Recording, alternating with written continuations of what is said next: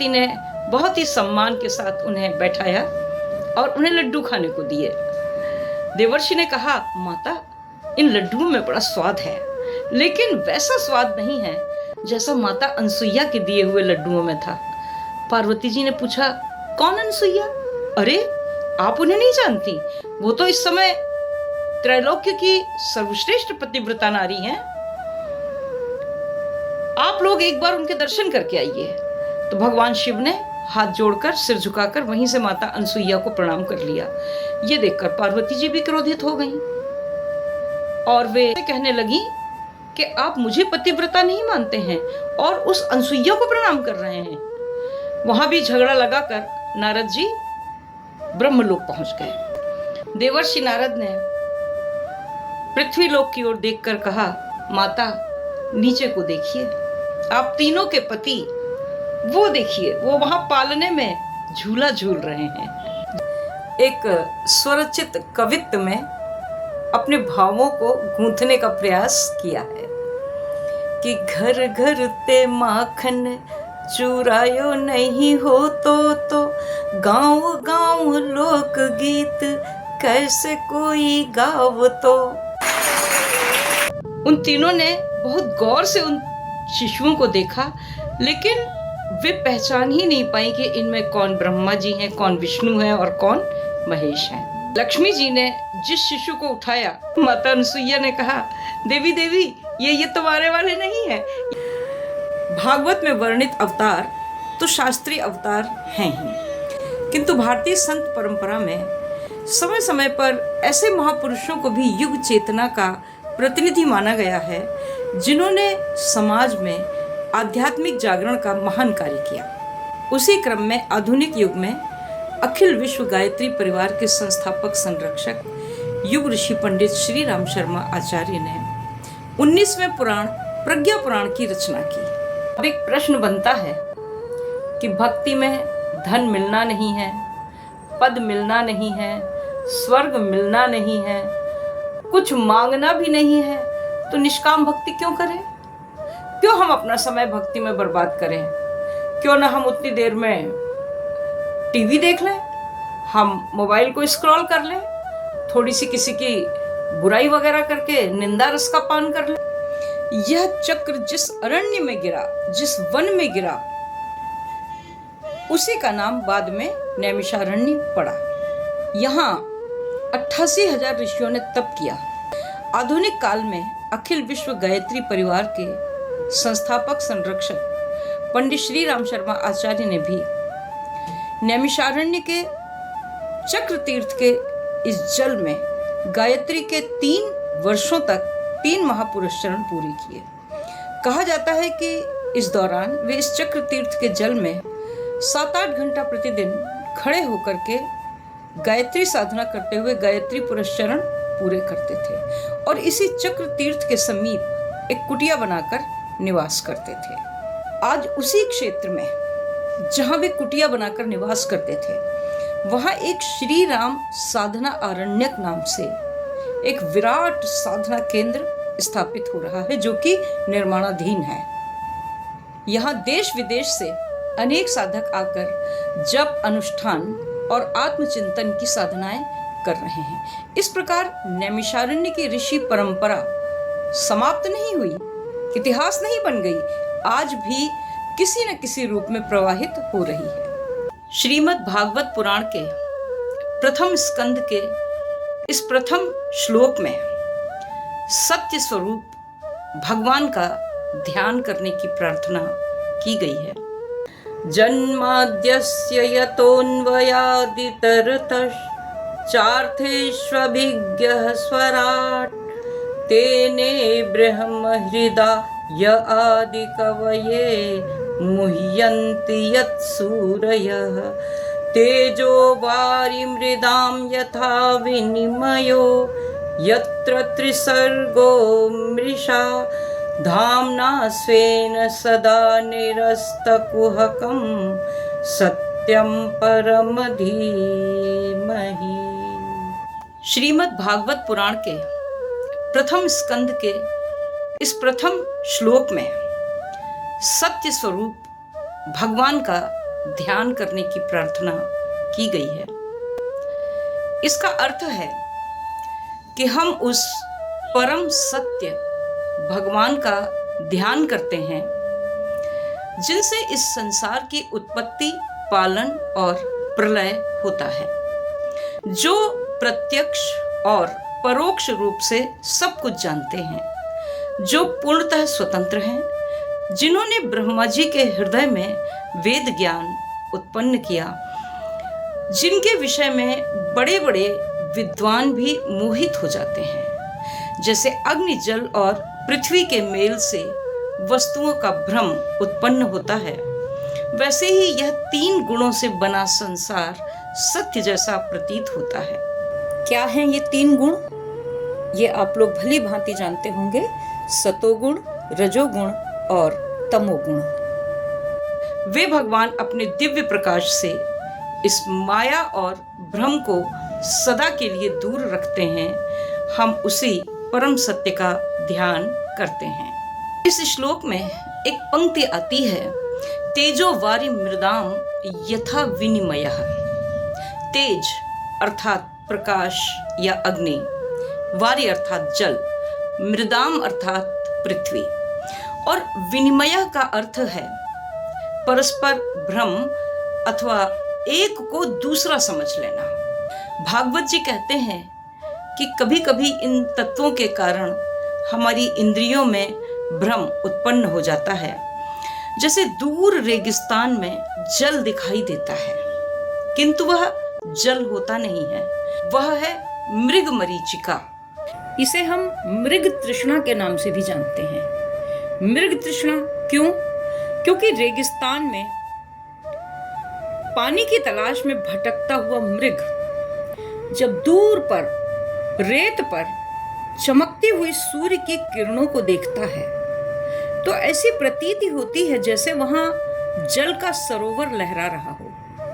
प्यासा मृग उस पानी को पीने के लिए दौड़ता चला जाता है, दौड़ता चला जाता है, दौड़ता चला जाता है। जितना वो ज्यादा दौड़ता है, ये चमक उतनी ही दूर बढ़ती चली जाती है।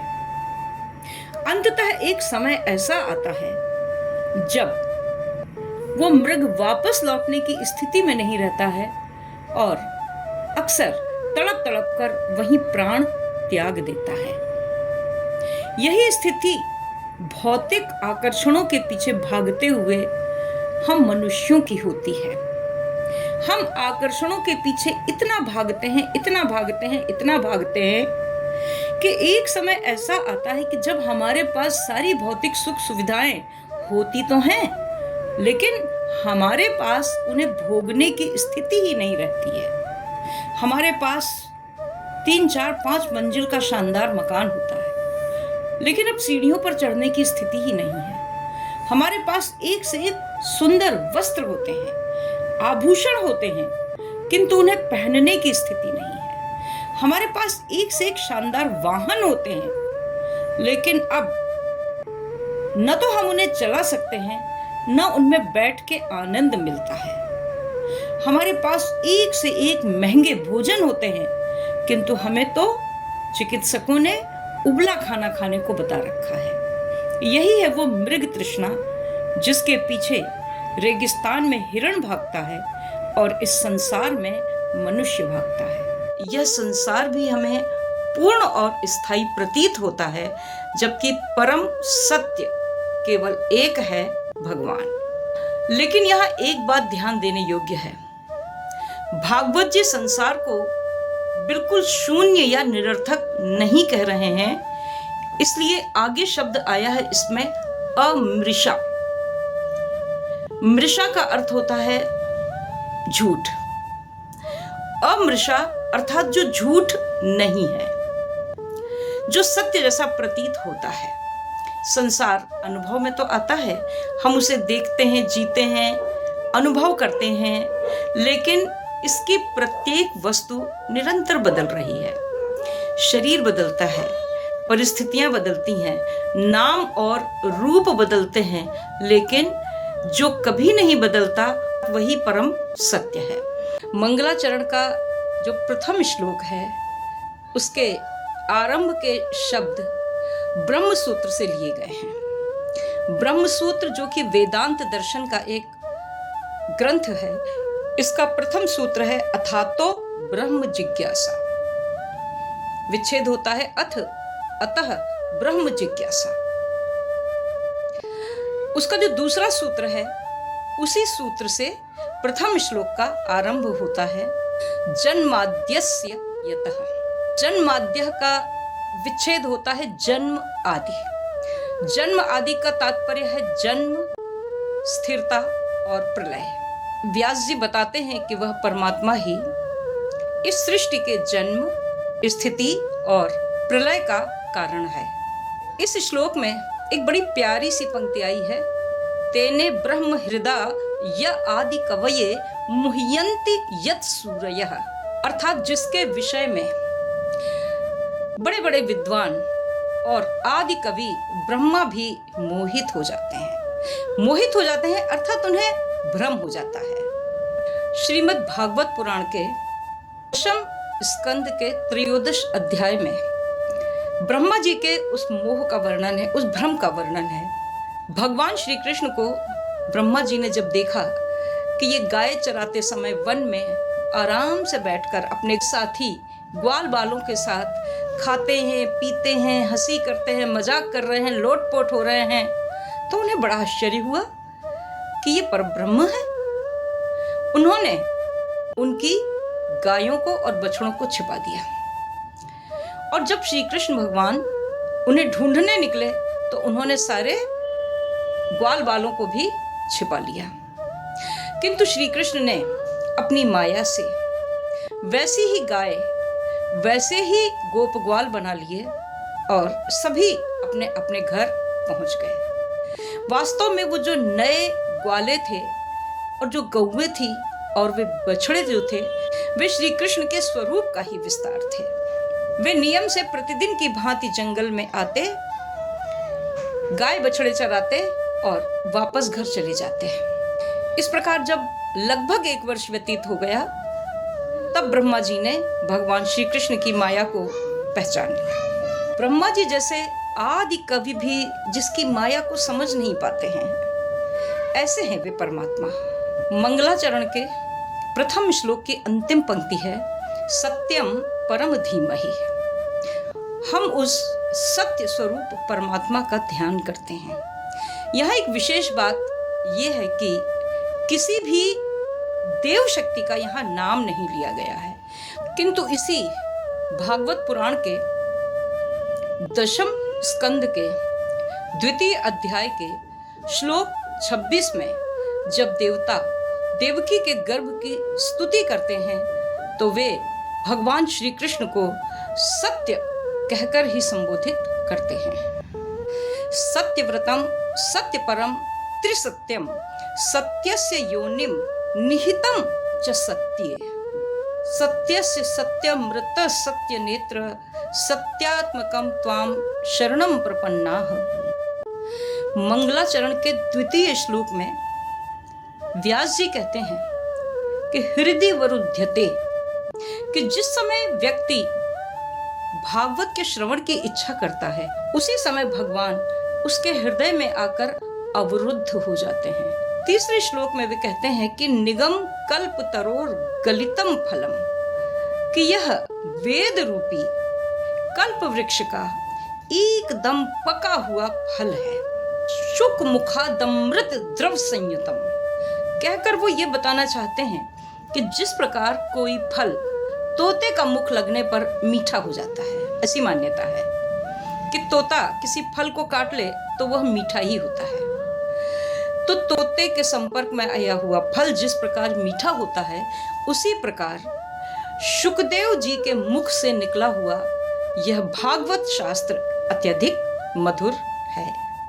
तीसरे श्लोक में पिबत भागवतम रसमालयम कहकर व्यास जी कहना चाहते हैं कि इस भागवत रूपी रस को पियो। फल तो खाए जाते हैं, किंतु भागवत रूपी रस को पीने की बात कही गई है, क्योंकि इसे रसमालयम कहा गया है, रसम आलयम कहा गया है। रसम आलयम अर्थात रस का भंडार। भागवत सभी प्रकार के आध्यात्मिक रसों का भंडार है। इसमें शांत रस है, इसमें दास्य रस है, इसमें सख्य रस है, इसमें वात्सल्य रस है और माधुर्य रस है। इस फल को खाया नहीं जाएगा, पिया जाना चाहिए, क्योंकि ये ज्ञान केवल पढ़ने की चीज नहीं है।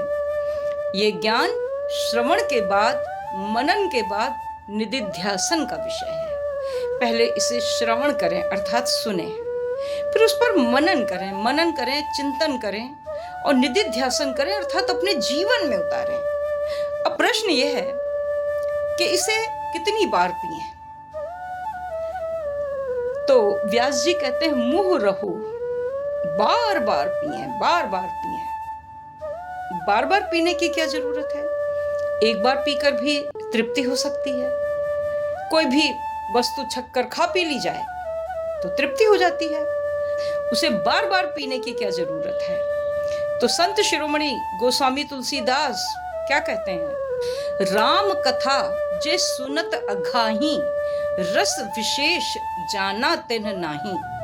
कि जो राम कथा को सुनकर अघा जाएं, तृप्त हो जाएं, इसका मतलब उन्होंने इस रस को नहीं जाना है। भागवत रूपी रस को पीकर अगर कोई संतुष्ट हो जाए कि हाँ भाई अब तो पी लिया, तृप्त हो गए, अब जरूरत नहीं है, तो यह मानिए कि भागवत उसके अंदर नहीं उतरी है।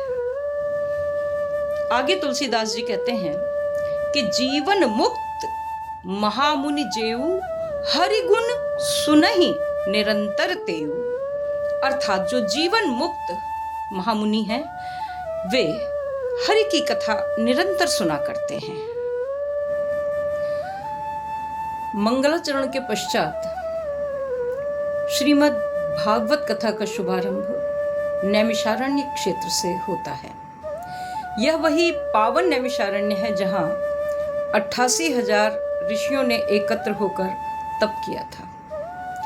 यह वही भूमि है जहां सूत जी ने श्रीमद् भागवत कथामृतम का अमृत प्रवाहित किया था। यहाँ का चक्र तीर्थ, व्यास गद्दी, दधीची आश्रम और ललिता देवी शक्तिपीठ आज भी उस ऋषि चेतना की स्मृतियां संजोए हुए हैं। एक बार अनेक ऋषियों ने ब्रह्मा जी से पूछा कि कलयुग में ऐसा कौन सा स्थान है जहां साधना करने से मनुष्य को शीघ्र पुण्य और शांति मिले। तो ब्रह्मा जी ने एक चक्र छोड़ा और कहा जहां पर इस चक्र की नेमी अर्थात इसका बाहरी भाग गिरेगा वही स्थान सबसे पवित्र माना जाएगा। यह चक्र जिस अरण्य में गिरा, जिस वन में गिरा, उसी का नाम बाद में नैमिषारण्य पड़ा। यहाँ 88,000 ऋषियों ने तप किया, लेकिन ऋषियों की तप परंपरा केवल इतिहास बनकर समाप्त नहीं हो गई। समय समय पर साधना की यही धारा पुनः जागृत होती रही। आधुनिक काल में अखिल विश्व गायत्री परिवार के संस्थापक संरक्षक पंडित श्री राम शर्मा आचार्य ने भी नैमिषारण्य के चक्र तीर्थ के इस जल में गायत्री के 3 वर्षों तक 3 महापुरुष चरण पूरे किए।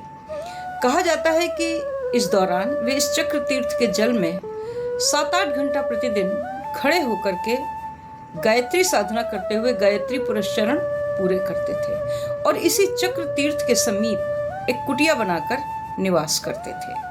आज उसी क्षेत्र में जहां वे कुटिया बनाकर निवास करते थे वहां एक श्री राम साधना आरण्यक नाम से एक विराट साधना केंद्र स्थापित हो रहा है जो कि निर्माणाधीन है।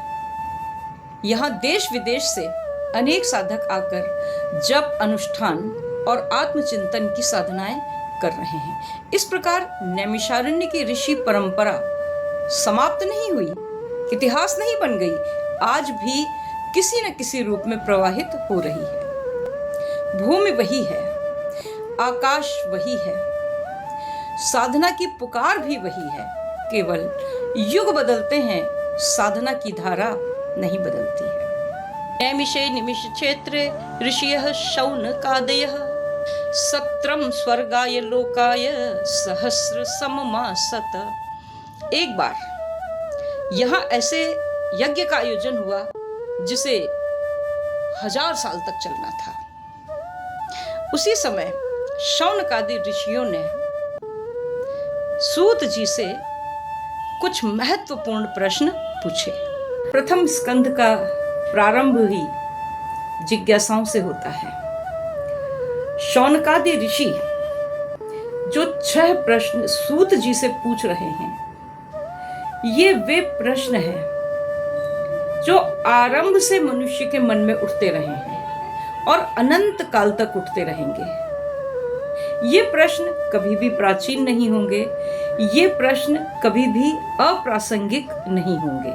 पहला प्रश्न ही यही है कि कलयुग के जीवों का कल्याण हो, ऐसा कौन सा सहज साधन है जो आपने निर्धारित किया है। पुंसाम एकांततः श्रेयस तन्नः शंसितुम अर्हसि। जीवों के कल्याण के साधन को ढूंढना एक बहुत ही अनिवार्य प्रश्न है जो हमेशा से विचारशीलों के मन में उठता रहा है। मनुष्य का परम कल्याण क्या है?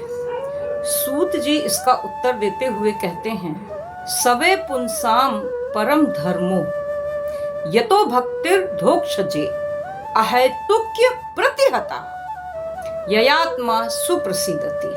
अर्थात मनुष्य का सर्वोच्च धर्म और परम लक्ष्य वह है जिससे भगवान में निरंतर और निष्काम भक्ति उत्पन्न हो और आत्मा पूर्ण संतुष्टि प्राप्त करे।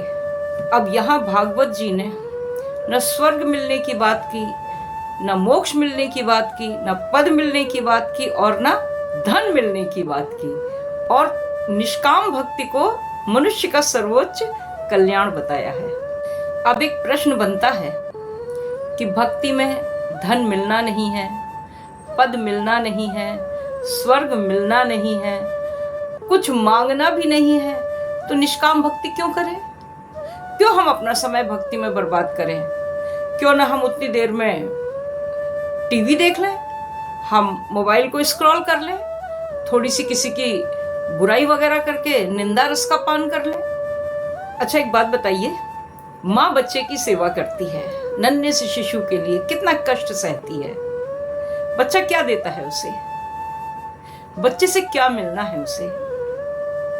अब तो ये भी समय नहीं रह गया है कि बड़े होकर, जैसे पहले के समय में दादी नानी कहा करती थी, मेरा लल्ला बड़ा होगा, दुल्हनिया लाएगा, दुल्हनिया पैर दबाएगी, छम छम करती आंगन में घूमेगी। अब तो वो समय भी नहीं रह गया। ये अपेक्षाएं भी पूरी नहीं होनी है। लेकिन शिशु की सेवा करने में, बालक की सेवा करने में माँ को परम आनंद की अनुभूति होती है। यही है निष्काम सेवा। आज के समय में ऐसे उदाहरण भरे पड़े हैं। करोड़पति बेचैन है, सफल व्यक्ति आत्महत्या कर रहे हैं, मानसिक रोगों की बढ़ोतरी होती जा रही है। डिप्रेशन नाम की जिस बीमारी को कुछ दशक पहले कम लोग जानते थे, आज उसके मरीज भरे पड़े हैं। और अगर इनके जीवन को गौर से देखा जाए तो आर्थिक और व्यावसायिक दृष्टि से ये सफल हैं। इनके पास सुंदर मकान है, इनका अच्छा परिवार है। इतना सब होने के बाद भी इनके अंदर एक बेचैनी है और एक खालीपन है। बुद्धिमान लोग पूछते हैं कि जब कुछ मिलना ही नहीं है तो समय क्यों लगाएं? समय इसलिए लगाएं क्योंकि निष्काम भक्ति से तनाव कम होता है, मन को शांति मिलती है, अहंकार कम होता है, सोचने की नई दिशाएं मिलती हैं और अंत में भगवान मिलते हैं। भगवान मिलने का ये तात्पर्य नहीं है कि जैसे ध्रुव के सामने भगवान विष्णु आकर खड़े हो गए थे, जैसे प्रहलाद के लिए नरसिंह भगवान प्रकट हो गए थे, नचिकेता को यमराज ने स्वयं बातचीत करके समझाया था। भगवान मिलने का ये मतलब नहीं है, क्योंकि उतनी कठोर साधनाएं आज के समय में करना संभव नहीं है जिनसे इन बच्चों ने भगवान को प्रकट कर लिया था, लेकिन अपने अंदर दैवी गुणों का विकास हो जाना ये भी भगवान का मिलना है। भगवान मिलने का तात्पर्य यह नहीं है कि भगवान सामने आकर खड़े हो जाएं। कंस ने भगवान को देखा, क्या उसे भगवान मिल गए? रावण ने राम को देखा, क्या उसे भगवान मिल गए? शिशुपाल ने भगवान को देखा, क्या उसे भगवान मिल गए? इतना ने तो भगवान को दूध भी पिलाया, क्या उसे भगवान मिल गए? हाँ, अगर भगवान ने उन्हें मुक्ति दे दी तो ये भगवान की करुणा है, लेकिन उन्हें भगवान नहीं मिले तो यह सोचना कि भगवान मिलने का तात्पर्य यह है कि भगवान सामने आकर खड़े हो जाएं, ये गलत है। भगवान मिलते हैं तो हृदय में प्रेम बढ़ जाता है, करुणा बढ़ जाती है, सत्यनिष्ठा बढ़ जाती है, निर्भयता बढ़ जाती है। भगवान का मिलना कोई भौगोलिक घटना नहीं है कि हम इस स्थान पर खड़े हैं और भगवान अन्यत्र कहीं हैं और वो हमारे सामने आ गए। भगवान का मिलना है चेतना में भगवान का प्रकट हो जाना। आगे शौनक जी पूछते हैं कि मनुष्य को धर्म का आचरण शास्त्रों के अनुसार करना बताया गया है और शास्त्र बहुत सारे हैं और बड़ा विशाल कलेवर है शास्त्रों का। सबसे पहले तो 4 वेद हैं, ऋग्वेद, सामवेद, यजुर्वेद, अथर्ववेद। एक सामान्य मनुष्य के लिए इन वेदों का अध्ययन करना संभव नहीं है। वेद ज्ञान के मूल स्रोत माने गए हैं। इसके पश्चात ब्राह्मण ग्रंथ आए, शतपथ ब्राह्मण, ऐतरेय ब्राह्मण। इनमें यज्ञ अनुष्ठानों और वैदिक कर्मकांडों की व्याख्या है। इसके पश्चात आरण्यक आते हैं। भारत में 4 आश्रम माने जाते हैं, ब्रह्मचर्य, गृहस्थ, वानप्रस्थ और संन्यास।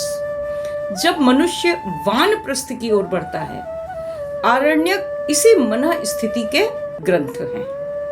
प्रमुख आरण्यक हैं ऐतरेय आरण्यक, तैत्तिरीय आरण्यक, बृहदारण्यक और कौशितकी आरण्यक। कहाँ पढ़ना संभव है? इसके बाद उपनिषद आए।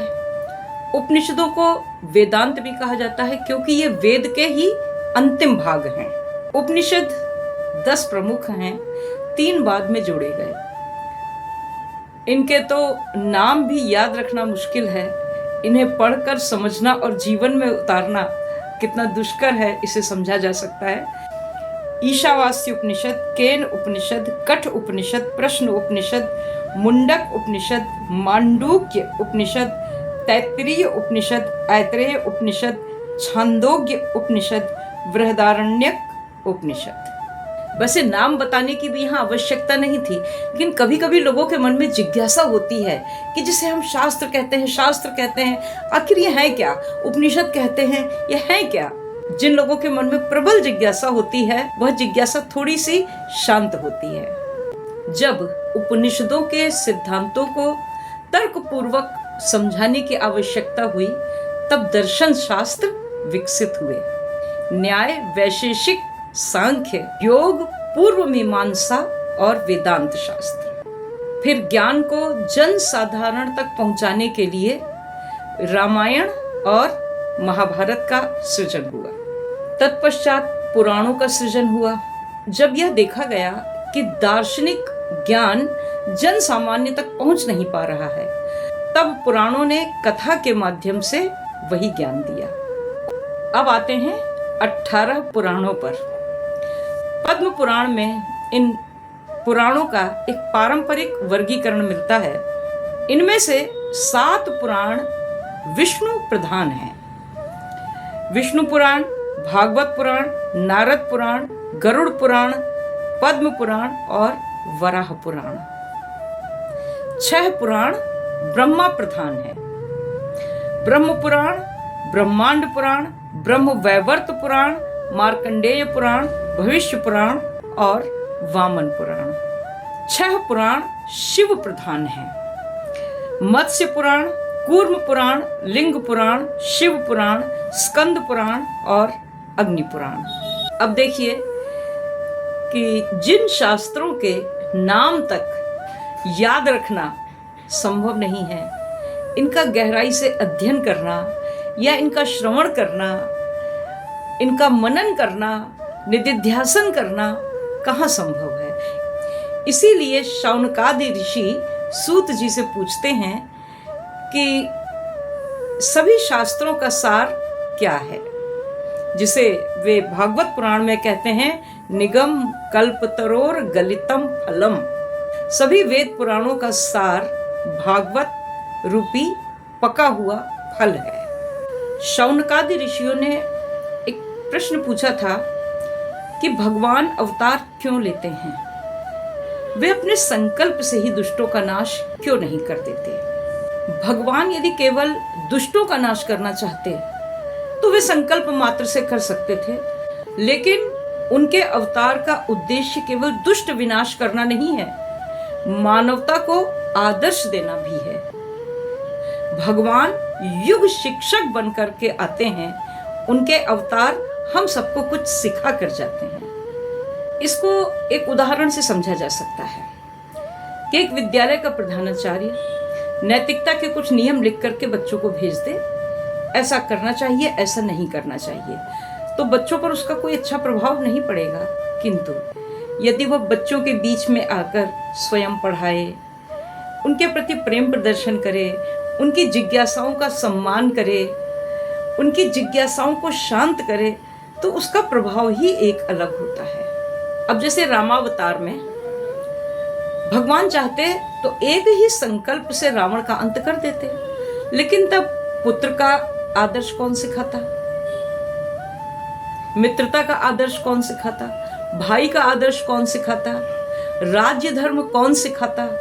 राम ने रावण को केवल मारा ही नहीं, मनुष्यों को जीवन जीने की कला सिखाई। कृष्णावतार में अगर भगवान चाहते तो कंस, जरासंध, शिशुपाल इनका अंत तत्काल कर सकते थे, किंतु तब गीता का उपदेश कैसे मिलता, कर्मयोग कौन सिखाता, अर्जुन का मोह कैसे दूर होता। और एक सबसे महत्वपूर्ण बात यह है कि दुष्ट का विनाश महत्वपूर्ण नहीं है, दुष्टता का विनाश महत्वपूर्ण है। भगवान ने अवतार लिए और खूब लीलाएं करी। उनकी लीलाओं के बारे में सोचकर चित्त जब आनंदित होता है तो हृदय से काव्य फूट पड़ता है। एक स्वरचित कवित्व में अपने भावों को गूंथने का प्रयास किया है कि घर घर ते माखन चुरायो नहीं हो तो गांव गांव लोक गीत कैसे कोई गाव तो। हम सभी जानते हैं कि जो लोकगीत गांव में गाए जाते हैं उसमें 80% लोकगीत कृष्ण की लीलाओं के होते हैं। तो लोकगीतों का ये जो समृद्ध संसार है ये भगवान कृष्ण की लीलाओं के कारण है। तो घर घर से माखन चुरायो नहीं हो तो गांव गांव लोक गीत कैसे कोई गाव तो। और जसुमती ने लाड़ लड़ायो नहीं हो तो रस वात्सल्य कहाँ से फिर आव तो। इस बिंदु को तो केवल वे ही लोग समझ सकते हैं जो हिंदी के विद्यार्थी रहे हैं कि जो 9 रस हैं भारतीय साहित्य में, उसमें वात्सल्य रस और भक्ति रस नहीं है। सूरदास ने कृष्ण के प्रति माता यशोदा के वात्सल्य का ऐसा सुंदर और सजीव वर्णन किया कि साहित्यकारों को विवश होकर एक 10वें रस का सृजन करना पड़ा जो था वात्सल्य रस, क्योंकि माता यशोदा का वात्सल्य 9 रसों की इस गागर में समा ही नहीं पा रहा था। उसके लिए 10वें रस की गागर बनानी पड़ी जिसका नाम है वात्सल्य रस। इसीलिए कहा है कि जसुमती ने लाड़ लड़ायो नहीं हो तो रस वात्सल्य कहाँ से फिर आव तो। लड्डू गोपाल बन प्रगटे ना होते तो, लड्डू गोपाल बन प्रगटे ना होते तो, भक्तन को आंगन सुनो ही रह जाव तो, और छछिया भर छाछ पे नाचे नहीं होते तो, कीर्तन में भक्तन को कौन नचावतो, और भक्ति की मस्ती में कौन नचावतो।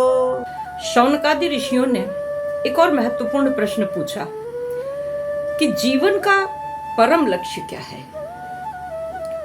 इस प्रश्न को समझने के लिए पहले हमें लक्ष्य और परम लक्ष्य के अंतर को समझना होगा। लक्ष्य हमारे छोटे छोटे होते हैं जो जीवन को चलाते हैं। परीक्षा पास हो जाऊं, अच्छा कॉलेज मिल जाए, नौकरी मिल जाए। अगला लक्ष्य हो सकता है अच्छा विवाह हो जाए। इस तरह से एक लक्ष्य पूरा होता है और तुरंत ही दूसरा लक्ष्य सामने आकर खड़ा हो जाता है। किंतु परम लक्ष्य के साथ ऐसी बात नहीं है। परम लक्ष्य प्राप्त कर लेने के बाद मनुष्य के मन में यह प्रश्न नहीं रहता है कि अब इसके आगे क्या। मनुष्य के लक्ष्य एक के बाद एक पूरे होते चले जाते हैं। प्रायः लोग अपने सारे लक्ष्यों को पूरा करके सोचते हैं कि हम परम लक्ष्य की ओर बढ़ेंगे, किंतु ध्रुव, नचिकेता, प्रहलाद ये तो बालक थे और बाल्यावस्था में ही ये परम लक्ष्य की ओर बढ़ गए। तो स्पष्ट है कि परम लक्ष्य वही है जिससे पूर्णता का अनुभव हो, कुछ और पाने की चाह न रह जाए, जीवन को सार्थकता प्राप्त हो। भागवत की भाषा में यया आत्मा सुप्रसीदति, यया आत्मा सुप्रसीदति, यया अर्थात जिससे आत्मा सुप्रसीदति अच्छी तरह प्रसन्न हो जाए, वही जीवन का परम लक्ष्य है। आज का तर्कशील और बुद्धिजीवी व्यक्ति ये कहता है कि भगवत भक्ति जीवन का परम लक्ष्य। हर समय भगवत भक्ति में डूबे रहना कितना इम्प्रैक्टिकल है, कितना इम्पॉसिबल है। लेकिन न तो बिल्कुल इम्प्रैक्टिकल है, न बिल्कुल इम्पॉसिबल है।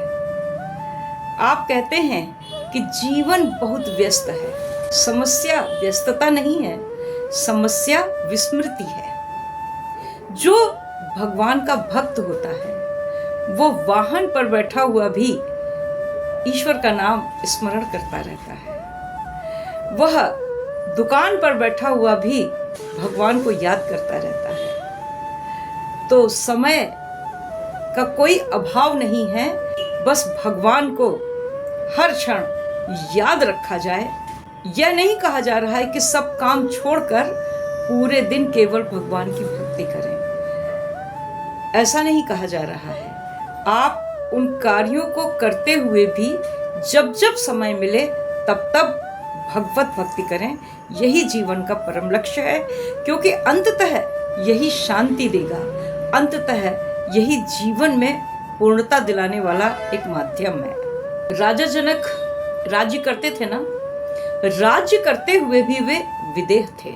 ऐसे लोग हमारे आदर्श होने चाहिए। हम बच्चों को केवल पढ़ो पढ़ो और पढ़ो ये मंत्र सिखाते हैं। ध्रुव राजा थे। ध्रुव ने भगवत भक्ति के साथ 36,000 वर्षों तक राज्य किया। प्रहलाद ने भगवत भक्ति के साथ राज्य किया। तो भगवत भक्ति कर्म क्षेत्र से पलायन करना नहीं सिखाती है। कर्म के साथ भगवान को याद रखो, बस यही सिखाती है, क्योंकि यही परम लक्ष्य है। हर लक्ष्य पूरा होता जाएगा, मनुष्य की प्यास बढ़ती जाएगी।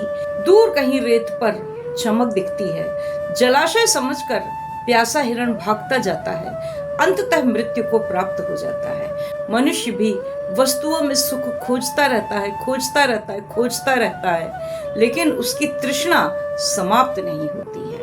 अगर वह भगवत भक्ति को जीवन का परम लक्ष्य बना ले तो हृदय में एक दिव्य संतोष आ जाता है। एक दोहा है गोधन गजधन बाजधन और रतन धन खान, जब आवे संतोष धन सब धन धूर समान।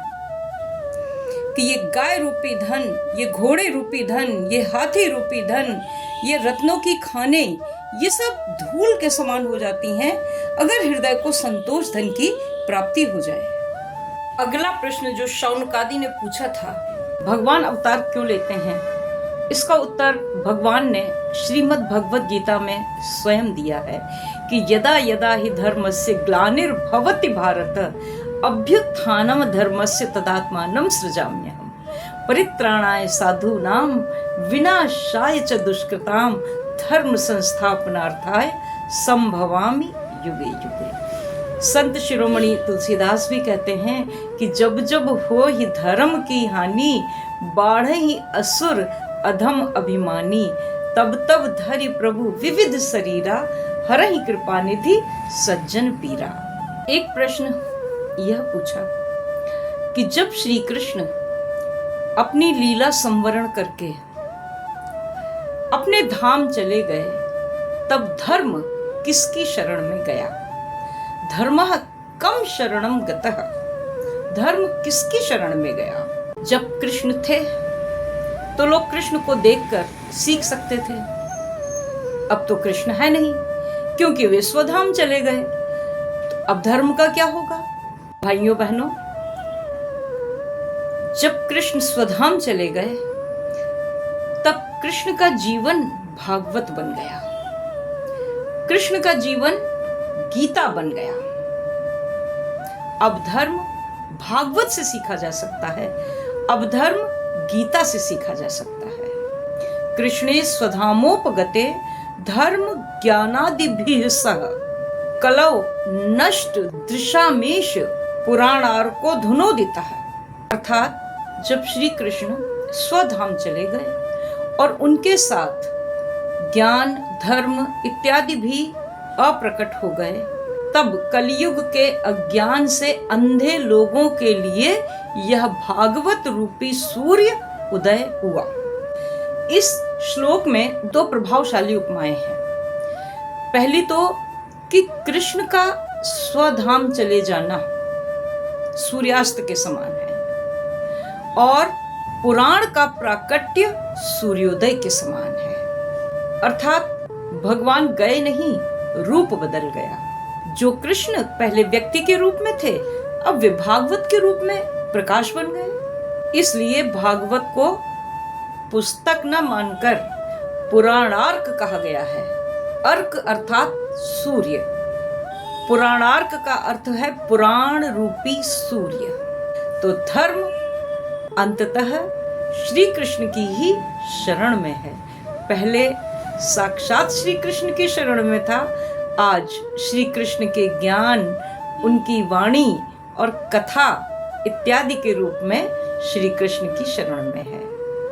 एक सुंदर प्रश्न शौनकादि ने पूछा था कि भगवान के अवतार किस किस रूप में होते हैं। आइए भगवान के अवतारों का वर्णन सुनते हैं।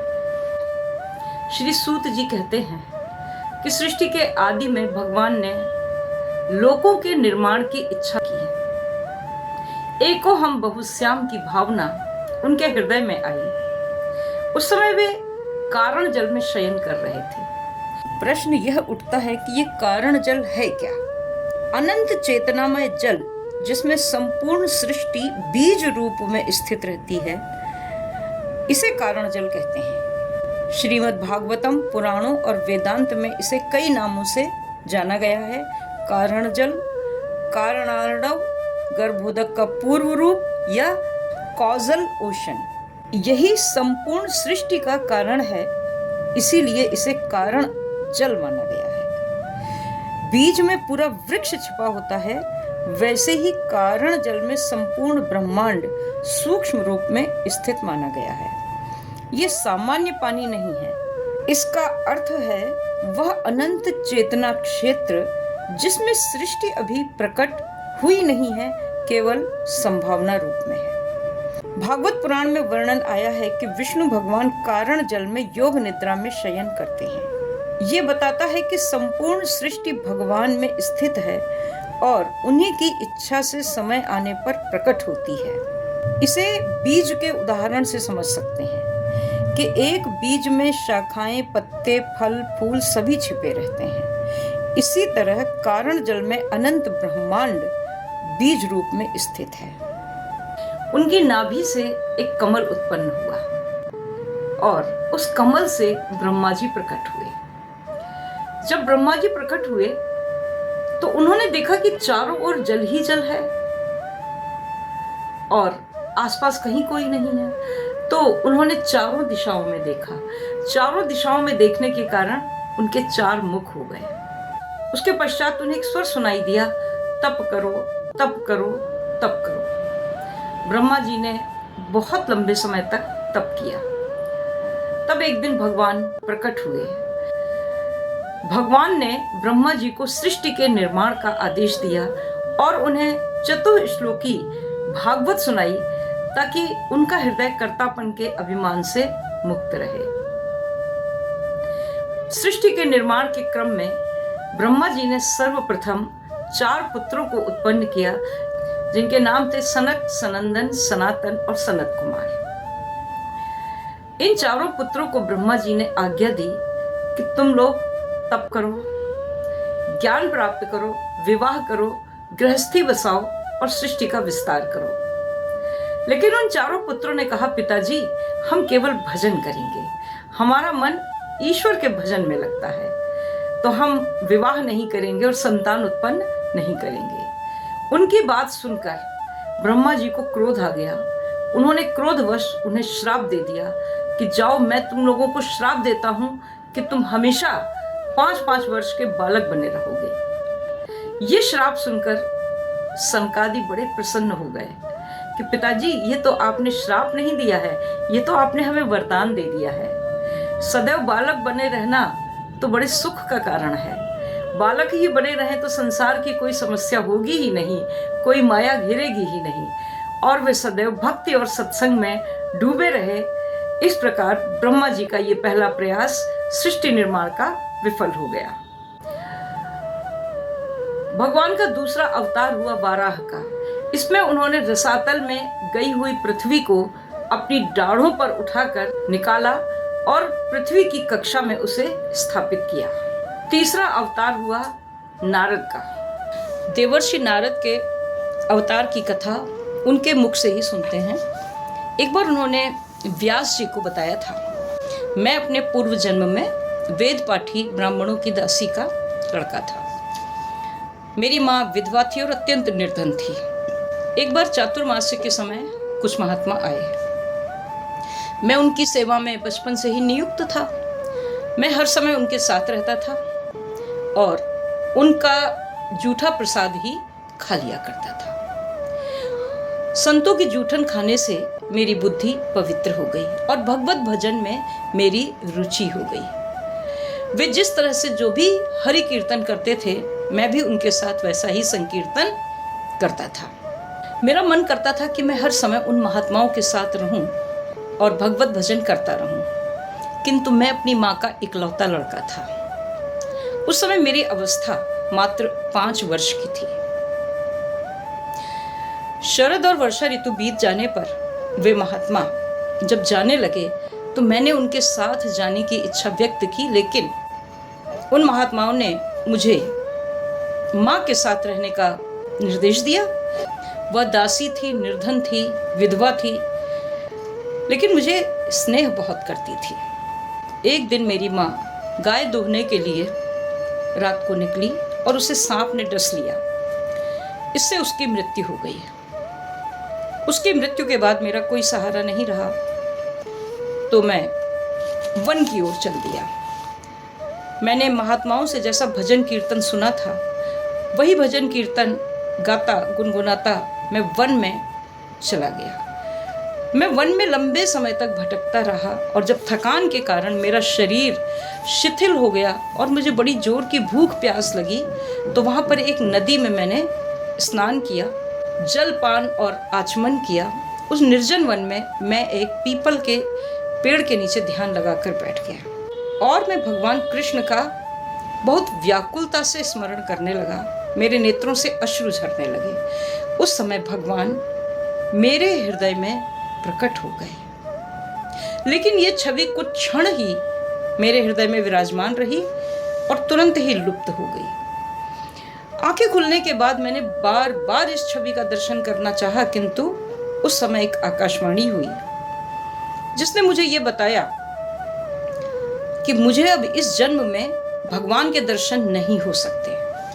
कुछ समय तक मैंने संतों की सेवा की थी, उनकी जूठन खाई थी, भगवत भजन किया था। उसी के पुण्य प्रसाद के स्वरूप मुझे भगवान की यह झलक देखने को मिली, किंतु अगले जन्म में मुझे भगवान का पार्षद बनने का सौभाग्य मिलेगा। कुछ समय बाद अचानक मेरी मृत्यु हो गई और कल्प के अंत में जिस समय भगवान एकारणव अर्थात प्रलय का समुद्र, प्रलय के समुद्र में अकेले शयन करते हैं, उस समय ब्रह्मा जी समस्त सृष्टि के साथ उनके हृदय में प्रवेश कर गए और उनके साथ मैं भी भगवान विष्णु के हृदय में प्रवेश कर गया। बहुत समय व्यतीत हो जाने पर जब ब्रह्मा जी जगे और जब उन्होंने सृष्टि करने की इच्छा की, तो मैं मरीचि आदि ऋषियों के साथ उनकी इंद्रियों से प्रकट हो गया। तब से मैं यह दिव्य वीणा वादन करता हुआ तीनों लोकों में जहाँ चाहूँ वहाँ घूमता हूँ और आज मुझे भगवान विष्णु की कृपा से यह देवर्षि नारद का पद प्राप्त हुआ है। सूत जी कहते हैं कि धर्म पत्नी मूर्ति के गर्भ से भगवान ने नर और नारायण के रूप में चौथा अवतार ग्रहण किया। नर और नारायण हिमालय के बद्रिकाश्रम में तप करने लगे। यही बद्रिकाश्रम आज का बद्रीनाथ क्षेत्र माना जाता है। जब उनका तप बढ़ा तो इंद्र को संदेह हुआ कि कहीं वे इंद्र का स्थान न ग्रहण कर लें, तो उन्होंने कामदेव की सहायता से वहां वसंत ऋतु पैदा कर दी और अप्सराओं को उनका तप भंग करने के लिए भेजा। तब नारायण ने अपनी उरु अर्थात जंघा से, अपनी उरु से एक सुंदर अप्सरा प्रकट कर दी जिसका नाम था उर्वशी। पांचवें अवतार में वे कपिल के रूप में अवतरित हुए और उन्होंने अपनी माँ को उपदेश दिया। तो प्रायः लोग कहते हैं कि बस कथा में इतना ही बता के छोड़ दिया जाता है कि कपिल ने अपनी माँ को उपदेश दिया, लेकिन ये नहीं बताते हैं कि उपदेश क्या दिया। सांख्य शास्त्र एक गूढ़ विषय है। सांख्य शास्त्र का मुख्य आधार है प्रकृति और पुरुष। तो इसमें पुरुष तत्व में क्या आता है? शुद्ध आत्मा, देखने वाला और चेतन और साक्षी। और प्रकृति में क्या क्या आता है? शरीर, मन, बुद्धि, इंद्रियां, संसार, भावनाएं और तीन गुण सत्व, रज और तम। कपिल ने अपनी माता देवहूति को जो सांख्य दर्शन का उपदेश दिया, वह सूखा दार्शनिक विश्लेषण नहीं बल्कि भक्ति और आत्मबोध से भरा हुआ सांख्य है। वे बताते हैं कि मनुष्य को दुख क्यों है और दुख का कारण वे अज्ञान को बताते हैं। वे कहते हैं कि मनुष्य शरीर को मैं मान लेता है, इसी कारण वो दुखी रहता है। जैसे कोई राजा का अभिनय करते करते अपने को राजा मान बैठे तो वो उसके दुख का कारण है। कपिल जी का प्रसिद्ध विचार है कि मन ही मनुष्यों के बंधन और मोक्ष का कारण है। मनः एव मनुष्याणाम कारण बंध मोक्षयोः। उन्होंने अपनी माता को संग का प्रभाव बताया और सत्संग की आवश्यकता पर बल दिया। कपिल जी ने यह बताया कि संसार का त्याग नहीं करना है बल्कि आसक्ति का त्याग करना है। देवहूति गृहस्थ थीं, इसलिए कपिल जी उन्हें जंगल भागने को नहीं कहते हैं। वे कहते हैं कर्म करो, शरीर का पालन करो, लेकिन भीतर यह समझ रखो कि ये सब कुछ नश्वर है। छठे अवतार में उन्होंने दत्तात्रेय के रूप में जन्म लिया। आइए दत्तात्रेय के अवतार की प्यारी सी कथा श्रवण करते हैं। ये एक बहुत प्यारा अवतार है। इस कथा को सुनने के लिए चलिए चलते हैं चित्रकूट के कामद वन में, जहां महर्षि अत्रि और माता अनसुईया का आश्रम है। एक बार की बात है कि अत्रि ऋषि समाधिस्थ हो गए और जैसे ही वे समाधि में गए उसके कुछ दिनों बाद ही वहां पर अकाल पड़ गया। बहुत लंबे समय तक वृष्टि नहीं हुई और देखते देखते धरती एकदम सूख गई, चटक गई, उसमें गहरी गहरी दरारें पड़ गईं। पशु पक्षी पानी और हरियाली के अभाव में वन छोड़कर चले गए। अत्रि ऋषि के आश्रम में पढ़ाने वाले आचार्य और शिष्य भी आश्रम को छोड़कर चले गए। अकाल कई वर्षों तक रहा। अत्रि ऋषि समाधि में थे, माता उनकी सेवा में थी। अन्न का दाना नहीं था, जल की बूंद नहीं थी। वर्षों तक भूखे प्यासे रहकर माता उनकी सेवा करती रही। ये अकाल बहुत वर्षों तक पड़ा। श्रीमद् भागवत पुराण और अन्य पुराणों में अलग अलग परंपराएं मिलती हैं, जिसके अनुसार इस अकाल का समय अलग अलग बताया जाता है।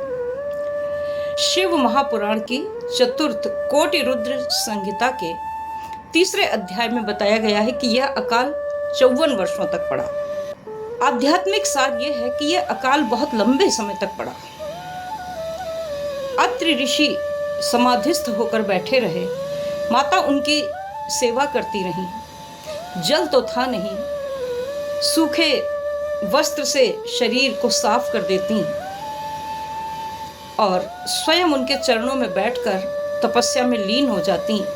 मन ही मन पार्थिव शिवलिंग का निर्माण करती, मन ही मन शिवलिंग की पूजा करती।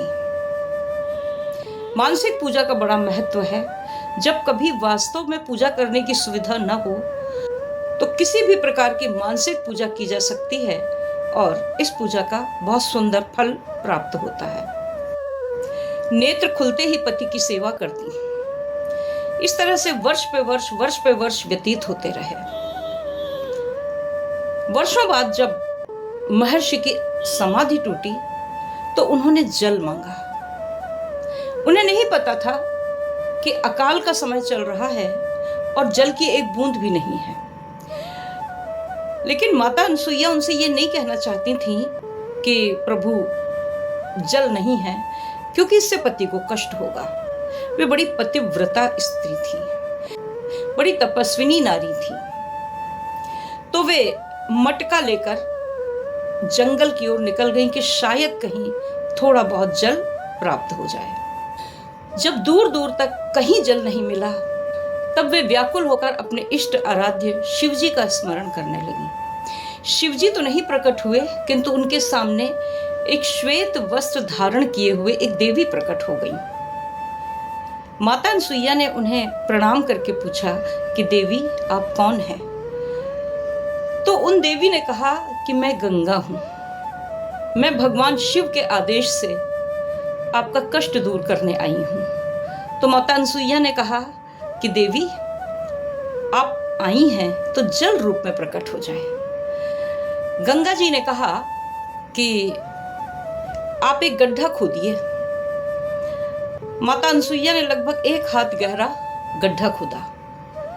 गंगा मां उसमें बैठ गईं और बैठते ही अंतर्ध्यान हो गईं और वहां से निर्मल जल की एक धारा फूट पड़ी। उस धारा के फूटते ही आकाश में बादल गरजने लगे। उस धारा के दिव्य प्रभाव के फलस्वरूप जंगल तुरंत हरा भरा हो गया। पक्षी आ गए और चहचहाने लगे। माता अनसुईया ने गंगा जी को प्रणाम किया, एक मटका जल भरा और आश्रम की ओर जाने लगी। तो गंगा माँ ने कहा कि माता मेरा काम हो गया हो तो मैं जाऊं? तो अनसुईया माता ने कहा कि देवी जब मैं ये जल लेकर जाऊंगी तो मेरे पति मुझसे पूछेंगे कितने भयंकर सूखे में तुम्हें जल कहाँ से मिला।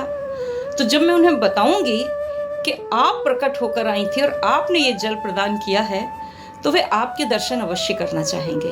तो जब तक मैं अपने पति को लेकर ना आऊं, तब तक आप यहाँ से कहीं मत जाइएगा। माता गंगा ने उनकी प्रार्थना स्वीकार कर ली। अनसुईया जी जब जल लेकर पहुंची और उन्होंने अपने पति को जल दिया, उन्होंने तृप्त होकर जल पिया। जल में बड़ा ही दिव्य प्रभाव था। जब उन्होंने बाहर की ओर देखा तो चारों ओर का वातावरण देखकर उन्होंने माता अनसुईया से पूछा कि देवी, सर्वत्र तो सूखा पड़ा है, तुम ये जल कहां से लाई हो? तो माता ने कहा कि ये तो मां गंगा की कृपा है, वे आपकी तपस्या के परिणाम स्वरूप स्वयं प्रकट हुई हैं और ये जल उन्होंने ही दिया है। तो अत्रि ऋषि ने कहा कि मुझे ले चलो, शीघ्र मां के पास ले चलो, मैं गंगा मां के दर्शन करूंगा। तुरंत अत्रि ऋषि और अनसुईया माता गंगा मां के दर्शन करने आए। उन्होंने मां गंगा को प्रणाम किया, गंगा के जल में स्नान किया। गंगा मां ने पूछा, अब मेरा प्रयोजन पूरा हो गया है तो मैं जाऊं?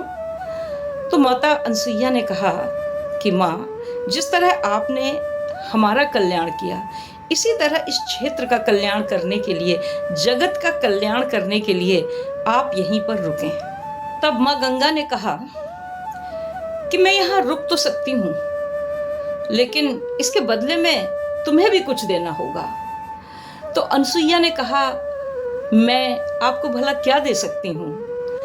तो उन्होंने कहा कि तुमने इतने वर्षों तक अपने समाधिस्थ पति की सेवा की है, शिव जी की इतनी तपस्या की है, उसमें से केवल 1 वर्ष की तपस्या का फल मुझे दे दो।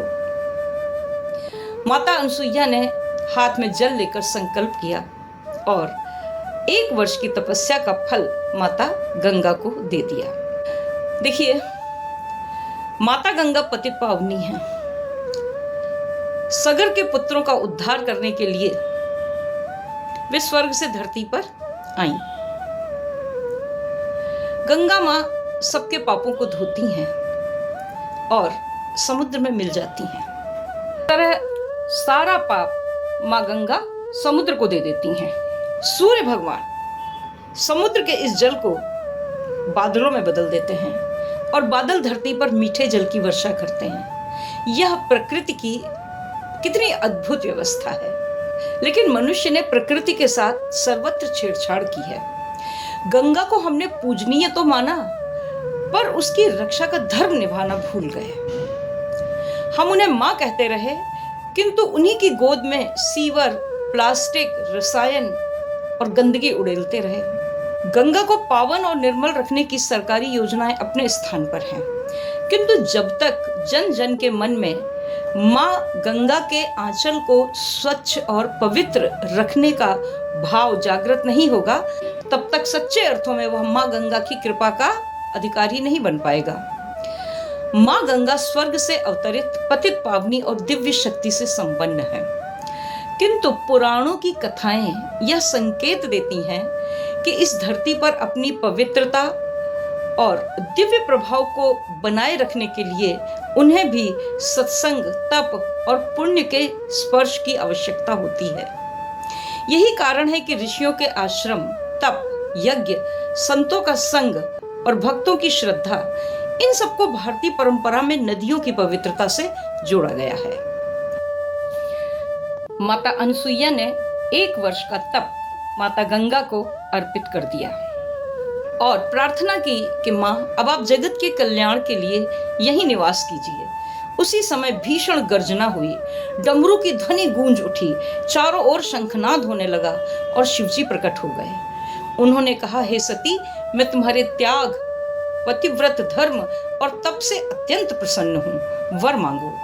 माता अनसुईया ने विनम्रता पूर्वक कहा कि प्रभु, यहाँ माँ गंगा की निर्मल धारा प्रवाहित हो रही है। यदि गंगा को धारण करने वाले भी यहाँ रुक जाएं, तो हम सबका जीवन धन्य हो जाए। उसी समय वहाँ एक शिवलिंग प्रकट हुआ, जिसका नाम पड़ा अत्रीश्वर महादेव। गंगा की लहरें यहाँ मंद मंद बहती हैं और पूरे क्षेत्र को हरा भरा रखती हैं। इसके मंद प्रवाह के कारण गंगा का नाम यहाँ पड़ा मंदाकिनी। देवर्षि नारद ने जब इस दृश्य को देखा तो वे शिवजी की और माता अनसुईया की जय जयकार करने लगे। एक बार वे माता अनसुईया के दर्शन करने भी गए। तत्पश्चात एक दिन घूमते हुए बैकुंठ पहुंचे। जाते समय वे गा रहे थे अपना प्रिय संकीर्तन, श्रीमन नारायण नारायण नारायण, श्रीमन नारायण नारायण नारायण, श्रीमन नारायण नारायण नारायण, श्रीमन नारायण नारायण नारायण, श्रीमन नारायण नारायण नारायण, भजमन नारायण नारायण नारायण।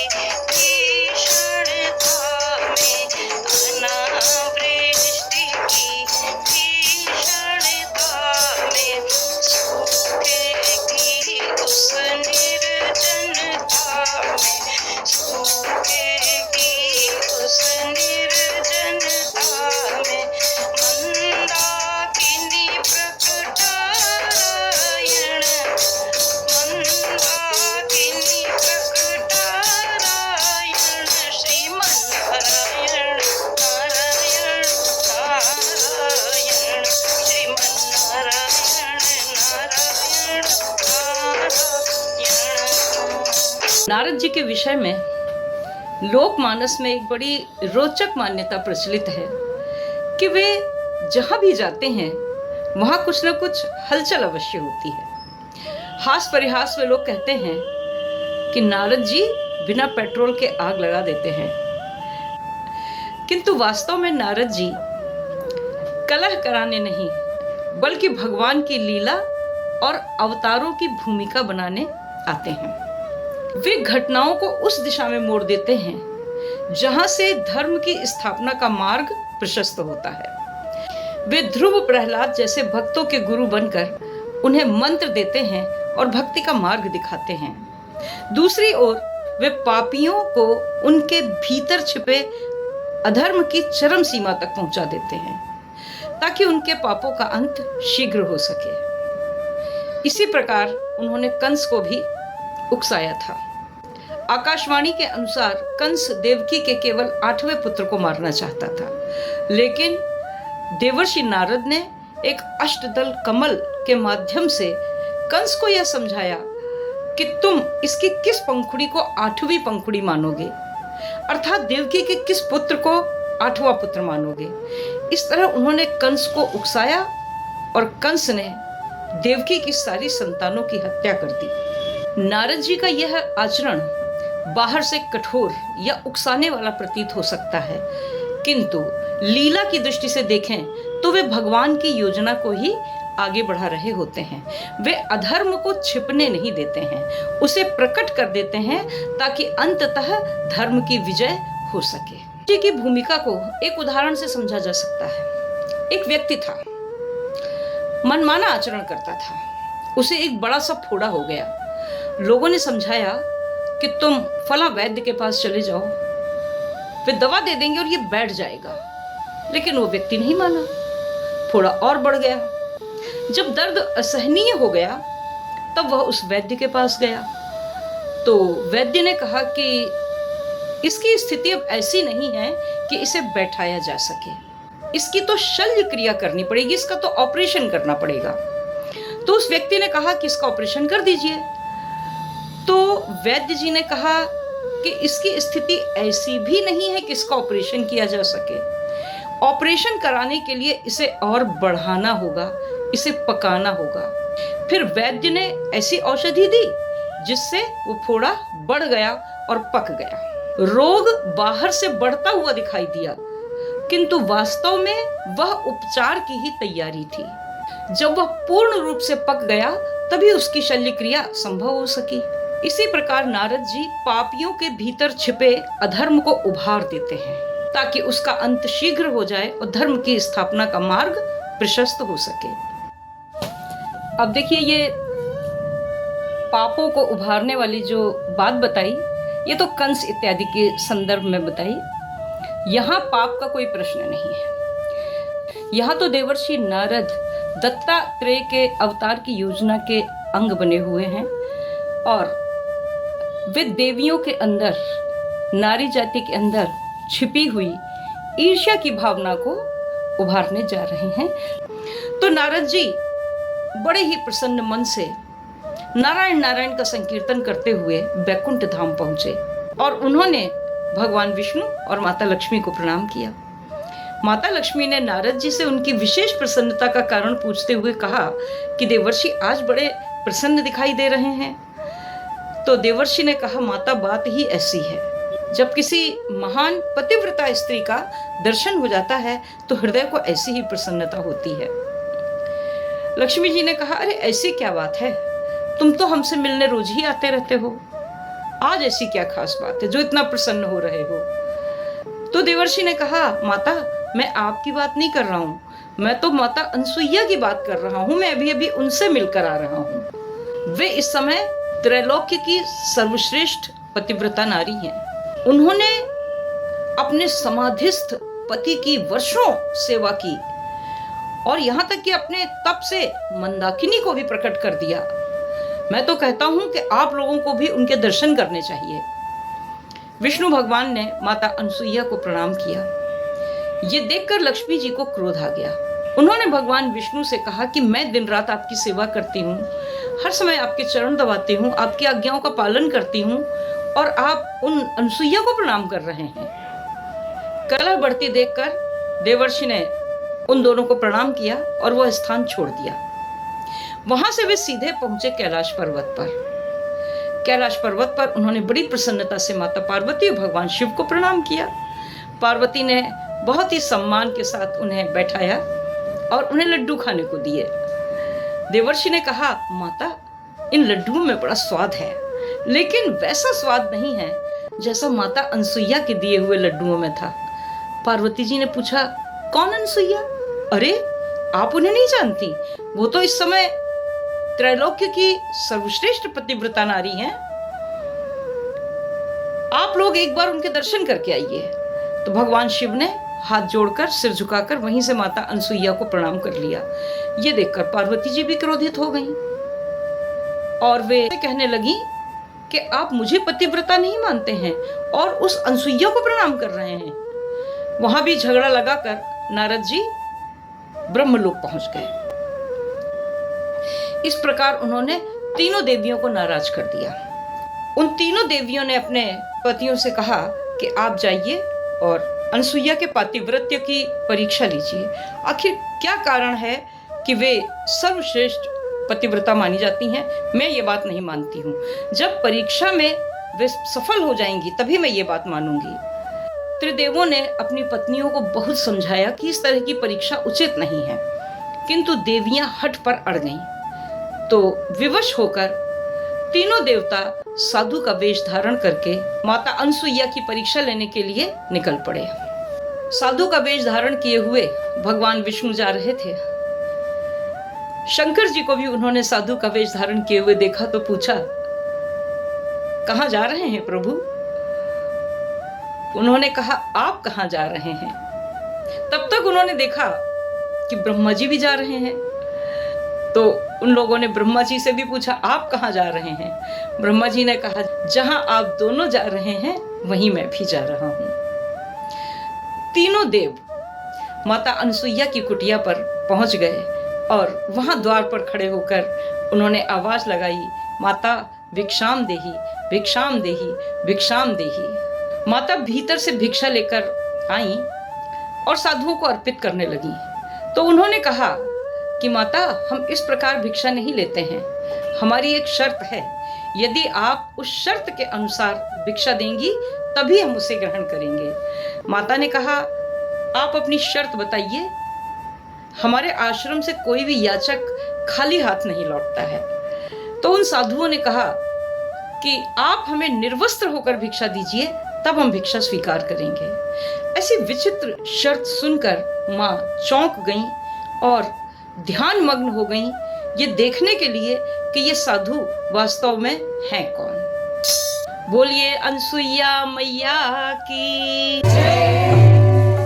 उन साधुओं की बात सुनकर माता क्षण भर के लिए चकित रह गईं। फिर वे अंतर्मुखी होकर ध्यान में लीन हो गईं। ध्यान में उन्हें ज्ञात हुआ कि ये कोई सामान्य साधु नहीं, बल्कि ये तो स्वयं ब्रह्मा, विष्णु और महेश हैं। उन्हें ध्यान मग्न देखकर वे साधु बोले, माता, हमें लगता है कि यहाँ हमारी शर्त पूरी नहीं हो पाएगी, तो हम किसी दूसरे द्वार पर जाते हैं। तब माता अनसुईया ने हाथ में जल लेकर संकल्प किया और मन ही मन विचार किया कि यदि मेरा पतिव्रत धर्म और तप सत्य है तो ये तीनों देव 6 माह के बालक बन जाएं। इतना कहकर उन्होंने अभिमंत्रित जल उन पर छिड़क दिया। जल पड़ते ही तीनों देव 6 माह के शिशु बन गए। तब माता अनसुईया के हृदय में उन्हें देखकर मातृत्व उमड़ पड़ा। वे तीनों बालकों को गोद में लेकर प्रेम पूर्वक दुलारने लगीं और उन्हें दुग्धपान कराने लगीं। अनसुईया ने उन तीनों शिशुओं को एक सुंदर से पालने में सुला दिया और उनको खूब लाड़ दुलार करने लगी। अत्रि ऋषि आए। उन्होंने पूछा, देवी, ये 3 नन्हे शिशु कौन है? तो माता अनसुईया ने कहा कि आप नेत्र बंद करिए, ध्यान में जाकर देख लीजिए कि नन्हे शिशु कौन है। जैसे ही ऋषि अत्रि ने नेत्र बंद करके ध्यान लगाया, उन्हें तीनों शिशुओं में ब्रह्मा, विष्णु और महेश दिखाई दिए। उन्होंने श्रद्धा से नत होकर उनके चरणों पर अपना सिर रखा और माता अनसुईया की लीला को चकित भाव से देखते रह गए। उधर बहुत समय बीत जाने पर भी जब त्रिदेव अपने अपने लोक में नहीं पहुंचे तो तीनों देवियों को बड़ी चिंता हुई।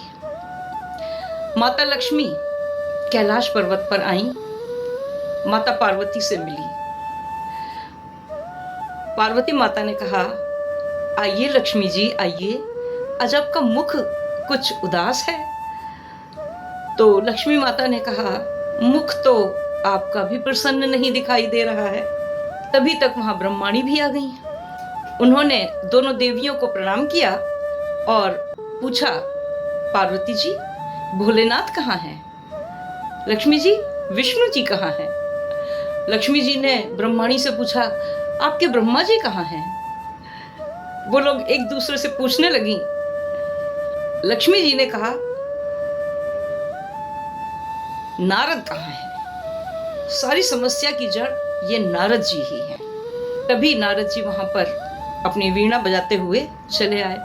उन्हें देखकर तीनों देवियां एकदम क्रोध से भर गईं और कहा कि तुम पता नहीं क्या क्या करते रहते हो, हमारे पति कहाँ हैं, हमें मिल नहीं रहे हैं। देवर्षि नारद ने पृथ्वी लोक की ओर देखकर कहा, माता नीचे को देखिए, आप तीनों के पति वो देखिए, वो वहां पालने में झूला झूल रहे हैं। जब नारद जी ने उन्हें पालने में खेलते हुए तीनों शिशुओं को दिखाया तो वे सिर धुन धुन कर पछताने लगी और कहने लगी कि हमारी ही गलती से आज हमारे पतियों की यह दशा हुई है। अहंकार बहुत बुरी चीज होती है। हम लोगों ने अपने अहंकार में माता अनसुईया के तप के पातिव्रत्य के प्रभाव को नहीं समझा और अपने पतियों को परीक्षा लेने भेज दिया। हमने अपने पतियों की गरिमा का ध्यान भी नहीं रखा कि ये सृष्टि में कौन सा कार्य कर रहे हैं और उन्हें इतने तुच्छ कार्य के लिए भेज दिया, सिर्फ अपने अहम की संतुष्टि के लिए। बहुत पछताते हुए उन 3 देवियों ने नारद जी से पूछा कि देवर्षि अब ये बताइए कि हमारे पति हमें कैसे वापस मिलेंगे।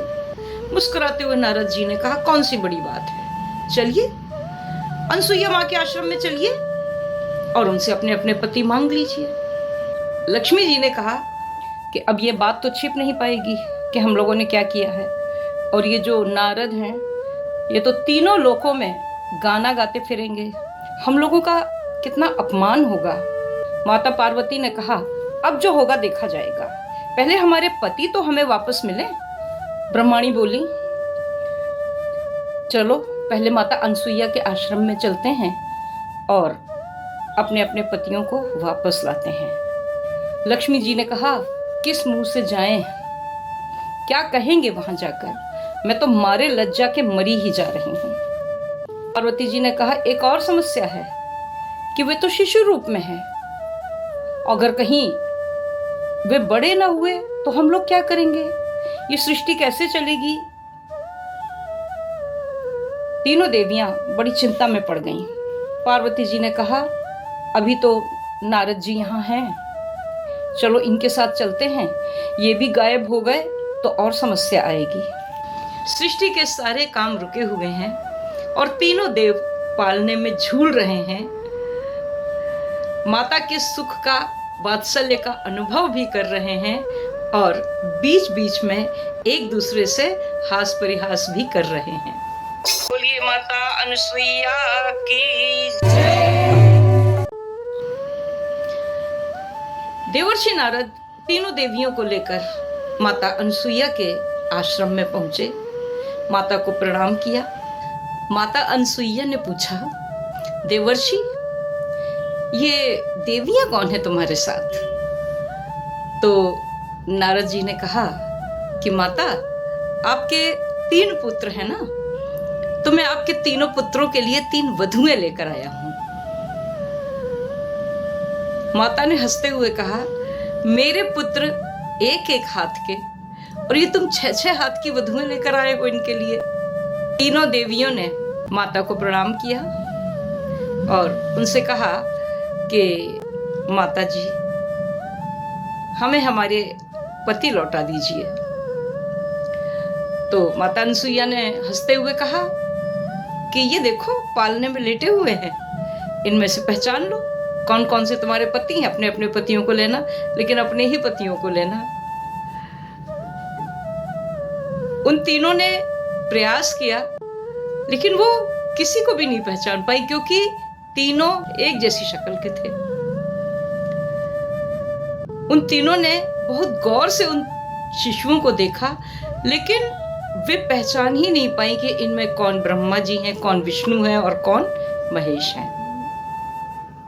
पार्वती जी ने भगवान शंकर को नेत्रों की लालिमा से पहचान लिया और उन्हें गोद में उठा लिया। लेकिन जब लक्ष्मी जी ने जिस शिशु को उठाया तो पता चला कि वे ब्रह्मा जी थे। माता अनसुईया ने कहा, देवी देवी ये तुम्हारे वाले नहीं है, ये तुम्हारे वाले नहीं है। तो तीनों देवियों ने माता से प्रार्थना की कि माता आप इन्हें इनके वास्तविक रूप में प्रकट कर दें।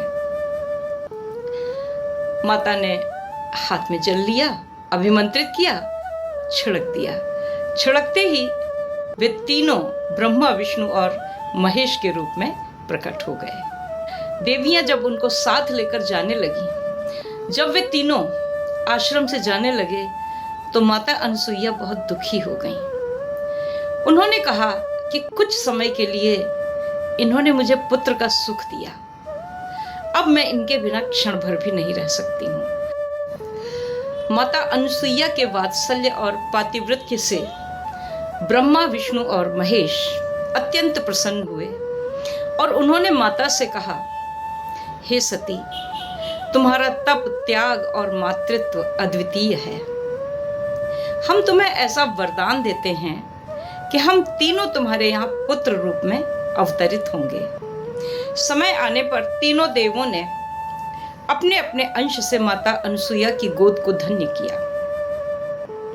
शिवजी के अंश से महातपस्वी और तेजस्वी दुर्वासा प्रकट हुए।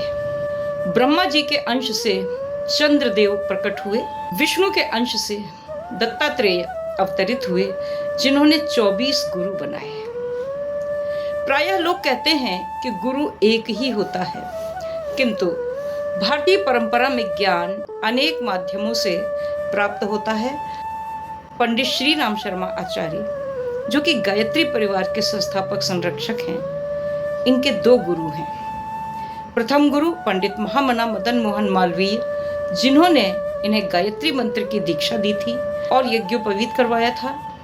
और दूसरे गुरु थे स्वामी सर्वेश्वरानंद जी, जिन्होंने सन 1926 की बसंत पंचमी को परम पूज्य गुरुदेव को पूजा की कोठरी में दीप की ज्योति में दर्शन दिए थे। इसी दीप के प्रकाश में गुरुदेव ने अपने वजन से ज्यादा साहित्य रचा। उनके साहित्य की एक पंक्ति भी लोगों के जीवन को एक नई दिशा दे देती है। एक गांव में कथा हो रही थी। एक दिन महाराज जी ने माता अनसुईया की यही वाली कथा सुनाई। इस कथा को सुनकर पतिदेव तो एकदम भाव विभोर हो गए और बोले अपनी पत्नी से, क्या आदर्श है माता अनसुईया के। अगर भारत की सभी स्त्रियां माता अनसुईया की तरह हो जाएं, तो देश का कल्याण हो जाए। पत्नी ने मुस्कुराकर कहा, हाँ ये बात तो सही है। उसके बाद तो पति महोदय अपनी पत्नी को अनसुईया बनाने पर तुल गए। बेचारी एक दिन आटा सान रही थी, तो पति महोदय ने आवाज लगाई, अरे सुनती हो, एक गिलास पानी दे दो। पत्नी ने कहा, मैं आटा सान रही हूं, जग और गिलास आपके पास ही रखा हुआ है। तो पति महोदय ने कहा, कथा में जब अत्रि ऋषि ने पानी मांगा तो माता अनसुईया ने गंगा प्रकट कर ली, मंदाकिनी को प्रकट कर लिया और अपने पति को पानी पिलाया। तुम आटा सान रही हो और मुझे पानी नहीं पिला सकती। पत्नी बेचारी हाथ धो करके आई और पानी दे दिया। एक दिन पूजा कर रही थी तो उन्होंने आवाज लगाई, अरे थोड़ा ठंड लग रही है, जरा ये पंखा बंद कर दो। पत्नी ने घंटी बजाई ताकि पतिदेव को पता चल जाए कि पूजा चल रही है, लेकिन उसके बाद भी उन्होंने अपनी पुकार जारी रखी, अरे सुनो, पंखा बंद कर दो, मुझे ठंड लग रही है। पत्नी भगवान से क्षमा मांगकर पूजा छोड़कर आई, स्विच ऑफ करके चली गई। अब तो वो रात में सोती भी तो कभी उससे कहते, मेरे सिर के नीचे से ये वाला तकिया निकाल दो, या डबल तकिया लगा दो, जरा वो चादर उठा दो। पत्नी मुस्कुराती रहती और प्रेम से अपने पति का कार्य करती रहती। लेकिन पति महोदय तो अपनी पत्नी में माता अनसुईया को खोज रहे थे, वे संतुष्ट नहीं थे। एक दिन की बात, घर में खूब मेहमान आए। पत्नी ने सबके लिए भोजन बनाया, प्रेम से खिलाया पिलाया, बातें की, सबको विदा किया और बहुत थक कर सो गई। बहुत गहरी मीठी नींद में सो रही थी पत्नी। पति ने उसे आवाज लगाई, अरे सुनो, मेरा चश्मा केस में रख दो। वो बहुत गहरी नींद में थी, हड़बड़ा गई, बोली क्या? पति ने कहा, मैंने कहा मेरा चश्मा चश्मे वाले केस में रख दो। वो उठी लड़खड़ाती हुई सी, उसने इधर उधर देखा, न उसे चश्मा दिखा न चश्मे का केस दिखा। तो उसने पूछा कि कहाँ रखा है चश्मा और चश्मे वाला केस? तो पति बोले, चश्मा मेरे सिर पे लगा है और केस यहीं बगल में रखा हुआ है। ये सुनकर पत्नी बड़े अर्थपूर्ण ढंग से मुस्कुराई। उसने अपने पति के पास जाकर उनके सिर से चश्मा उतारा, बगल में रखे हुए केस में उसे रख दिया और बोली, मैं अनसुईया बनने के लिए अब तैयार हूं। पति ने कहा, वाह, ये होता है कथा का प्रभाव। तो बोली कि हाँ, मैं अनसुईया बनने के लिए तैयार हूं, लेकिन मेरी एक शर्त है, आपको भी अत्रि ऋषि जैसा तपस्वी और संयमी बनना होगा।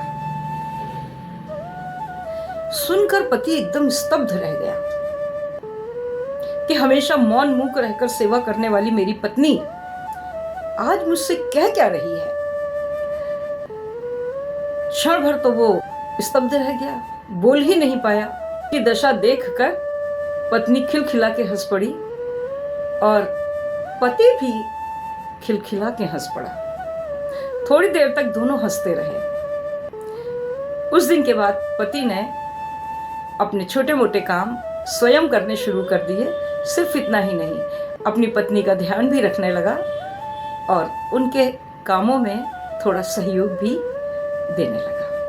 ये दृश्य बहुत से घरों की कहानी है। इस कथा का सार यह भी है कि जगतपति भगवान कृष्ण है और हर नर नारी को अनन्य और एकनिष्ठ भाव से भगवान की भक्ति करनी चाहिए।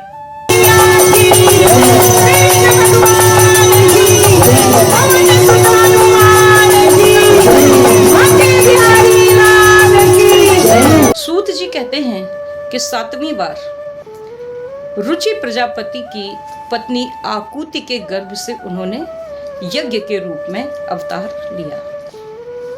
ऋषभ देव के रूप में उन्होंने 8वां अवतार लिया और पृथु के रूप में 9वां अवतार लिया। चाक्षुष मनवंतर के अंत में जब सारी पृथ्वी समुद्र में डूब रही थी, तब भगवान ने मत्स्य अवतार लिया और पृथ्वी रूपी नौका पर बैठाकर अगले मनवंतर के अधिपति वैवस्वत मनु की रक्षा की। जिस समय देवता और दैत्य समुद्र मंथन कर रहे थे, उस समय भगवान ने कच्छप के रूप में 11वां अवतार लिया। 12वीं बार अमृत कलश लेकर धन्वंतरी के रूप में समुद्र से प्रकट हुए। 13वीं बार मोहिनी रूप धारण करके देवताओं को अमृत पिलाया। 14वें अवतार में उन्होंने नृसिंह रूप धारण किया और हिरण्यकशिपु का वध किया। 15वीं बार वामन का रूप धारण करके दैत्यराज बलि के यज्ञ में गए और उससे 3 पग धरती मांगी। 16वीं बार उन्होंने परशुराम अवतार लिया। जब उन्होंने देखा कि राजा लोग ब्राह्मणों के द्रोही हो गए हैं, तब उन्होंने 21 बार धरती को क्षत्रियों से रहित कर दिया। 17वें अवतार में वे सत्यवती के गर्भ से पराशर जी के द्वारा व्यास के रूप में प्रकट हुए। उन्होंने एक वेद के 4 वेद कर दिए और 17 पुराण लिखे। 18वां ये पुराण है श्रीमद् भागवत पुराण। 18वीं बार उन्होंने राम अवतार लिया और 19वीं और 20वीं बार वे बलराम और कृष्ण के रूप में प्रकट हुए। 21वां अवतार था बुद्ध अवतार और 22वें अवतार में वे विष्णु यश शर्मा के घर पुत्र रूप में कल्कि के रूप में अवतार लेंगे। विद्वान मानते हैं कि इन 22 अवतारों के अतिरिक्त हंस और हयग्रीव नाम के 2 अवतार और हैं। अभी हमने भागवत में वर्णित 24 अवतारों की कथा सुनी। भगवान कृष्ण ने गीता में कहा भी है कि यदा यदा हि धर्मस्य ग्लानिर्भवति भारत अभ्युत्थानम अधर्मस्य तदात्मानं सृजाम्यहम् परित्राणाय साधूनां विनाशाय च दुष्कृतां धर्म संस्थापनार्थाय संभवामि युगे युगे। श्री रामचरितमानस में संत शिरोमणि तुलसीदास कहते हैं कि जब जब हो ही धर्म की हानि, बाढ़ई असुर अधम अभिमानी, तब तब धरि प्रभु विविध शरीरा, हरहि कृपा निधि सज्जन पीरा।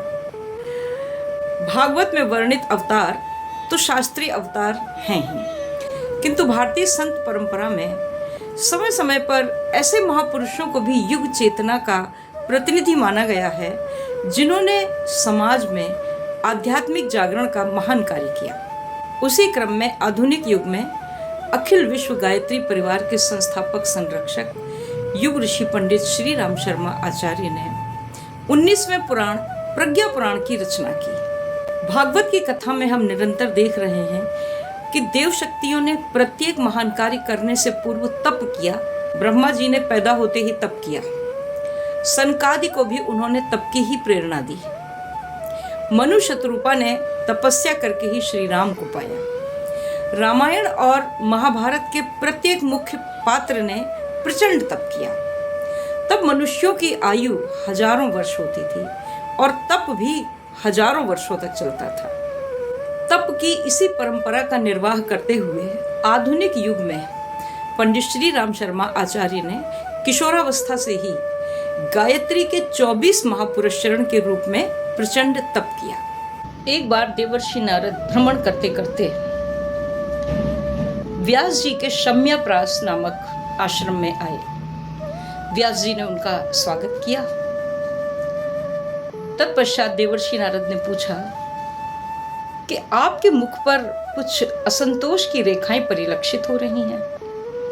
व्यास जी ने कहा कि मैंने 17 पुराण लिखे, 6 शास्त्र लिखे, एक वेद के 4 वेद बना दिए, किंतु अभी भी मेरा मन अशांत है। मुझे ऐसा लगता है अभी कुछ छूट रहा है। तब देवर्षि नारद ने कहा कि आपने ये सब कुछ तो लिखा, किंतु भगवान की मधुर लीलाओं का गुणगान नहीं किया। तो आप भगवान कृष्ण की मधुर लीलाओं का गुणगान कीजिए, इसी से आपके हृदय को शांति मिलेगी। तब नारद जी के चले जाने पर व्यास जी ने इस भागवत संहिता का निर्माण किया और अपने निवृत्ति परायण पुत्र शुकदेव को इसे पढ़ाया। आगे श्री सूत जी कहते हैं कि हे शौनक जी, अब मैं परीक्षित के जन्म, कर्म और मोक्ष की तथा पांडवों के स्वर्गारोहण की कथा कहता हूँ, क्योंकि इनसे ही श्री कृष्ण की अनेक कथाओं का उदय होता है। परीक्षितोऽथ राजर्षेर् जन्म कर्म विलापनम् संस्थां च पांडुपुत्राणां वक्ष्ये कृष्ण कथोदयम्। महाभारत का युद्ध समाप्त हो चुका था। कुरुक्षेत्र की धूल बैठ चुकी थी, परंतु हृदयों में उठी अग्नि अभी शांत नहीं हुई थी। कौरव सेना नष्ट हो चुकी थी और दुर्योधन भीम की गदा से आहत होकर मृत्युशैया पर पड़ा था। उसी रात एक ऐसा घोर अधर्म हुआ जिसने युद्ध की समाप्ति के बाद भी मानवता को रुला दिया। द्रोणाचार्य का पुत्र अश्वत्थामा, जो कि दुर्योधन का मित्र था, वह दुर्योधन के पास आया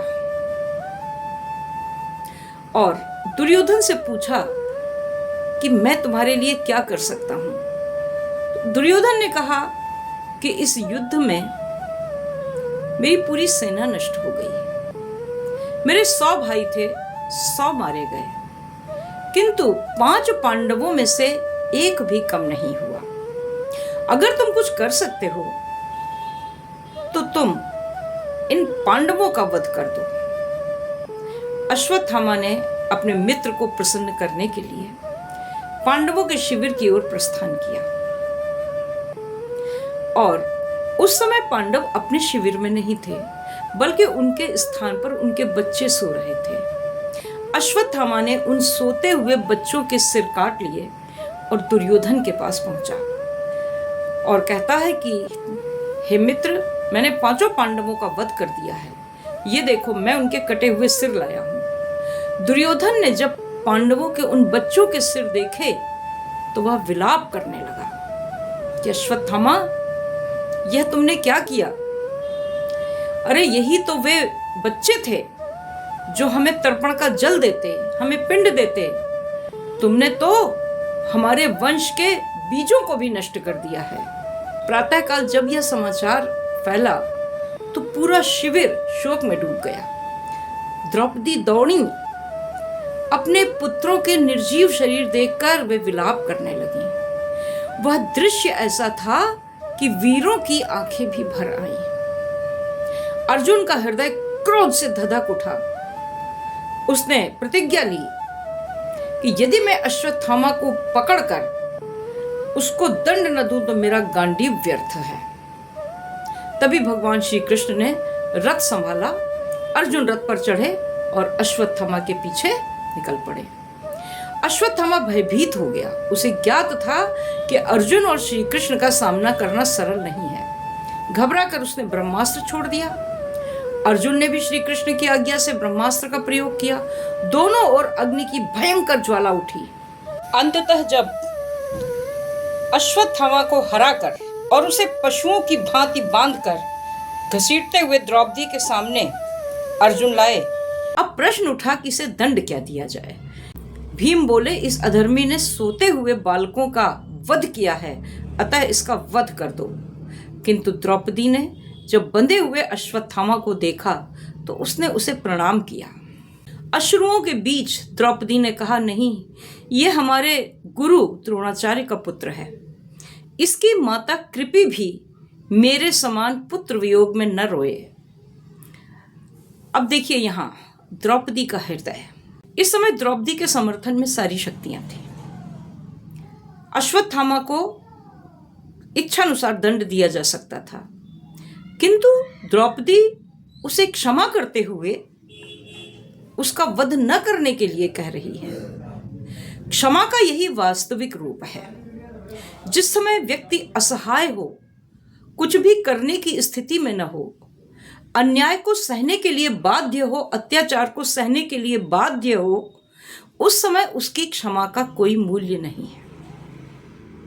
अब जैसे जब द्रौपदी का चीरहरण हो रहा था, अगर द्रौपदी ये कहे कि मैंने उन लोगों को क्षमा कर दिया, उस क्षमा का कोई मूल्य नहीं है। किंतु आज अश्वत्थामा को द्रौपदी ने जो क्षमा किया है, यह क्षमा का विश्व में एक महान उदाहरण है कि अपने 5 पुत्रों के सिर कटे शव देखकर, अर्जुन को दंड के लिए प्रस्तुत देखकर भी द्रौपदी उसके लिए क्षमा याचना करती है।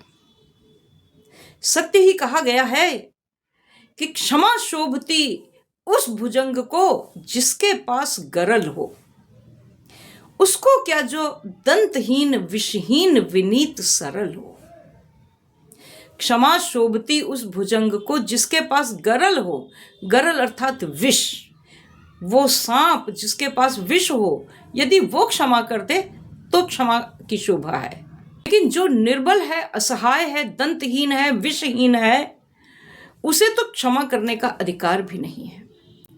द्रौपदी की यह क्षमाशीलता भारत के इतिहास में अमर हो गई।